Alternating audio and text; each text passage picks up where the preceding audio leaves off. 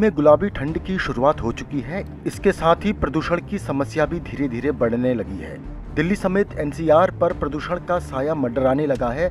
नवंबर, दिसंबर और जनवरी में प्रदूषण की समस्या काफी खतरनाक स्थिति में पहुंच जाती है। आधे नवंबर के बाद दिल्ली गैस चैम्बर में बदलने लगती है। तब सांस लेना काफी मुश्किल हो जाता है। एयर क्वालिटी इंडेक्स के PM 2.5 का लेवल 100 से कम होना चाहिए, लेकिन नवंबर, दिसंबर और जनवरी में इसका लेवल बढ़कर 500 के पार पहुंच जाता है। विश्व स्वास्थ्य संगठन की रिपोर्ट के मुताबिक दिल्ली विश्व की सबसे प्रदूषित राजधानी है। प्रदूषण में भारत दुनिया में चौथे स्थान पर है। प्रदूषण की वजह से देश को हर साल 28 से 30 अरब डॉलर का आर्थिक नुकसान भी उठाना पड़ता है। जब यूरोपीय देशों के लोगों के फेफड़ों और भारतीय लोगों के फेफड़ों का तुलनात्मक अध्ययन किया गया तो पाया गया कि भारतीय लोगों के फेफड़े प्रदूषण की वजह से सिकुड़ गए हैं।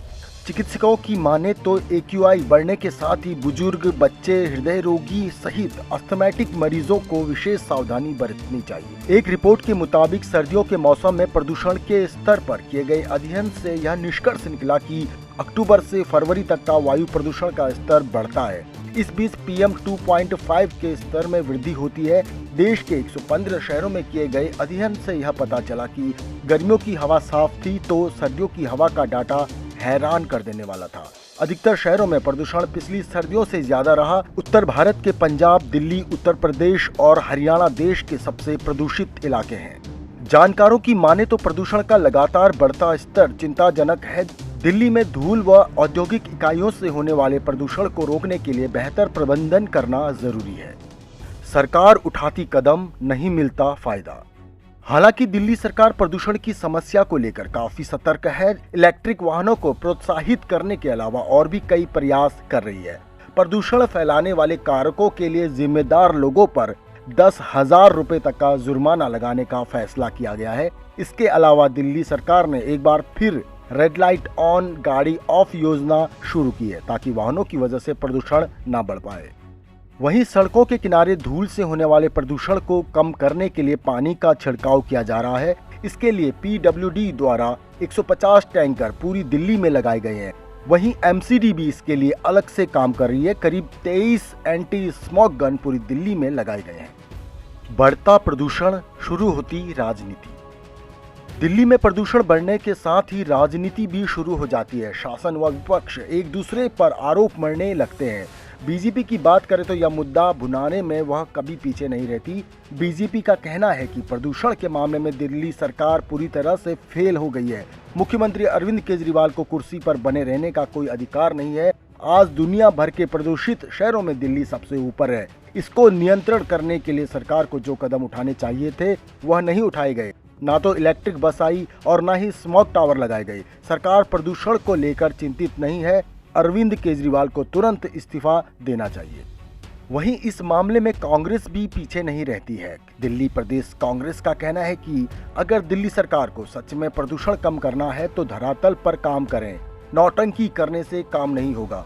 दिल्ली की हर रेड लाइट पर मुख्यमंत्री केजरीवाल की तस्वीरें नजर आती हैं। मुख्यमंत्री केजरीवाल अपना प्रचार कर दिल्ली की जनता को जागरूक करने की बात कर रहे हैं, लेकिन उनके सरकारी डिपार्टमेंट की गाड़ियां इस अभियान का मखौल उड़ाती नजर आती हैं।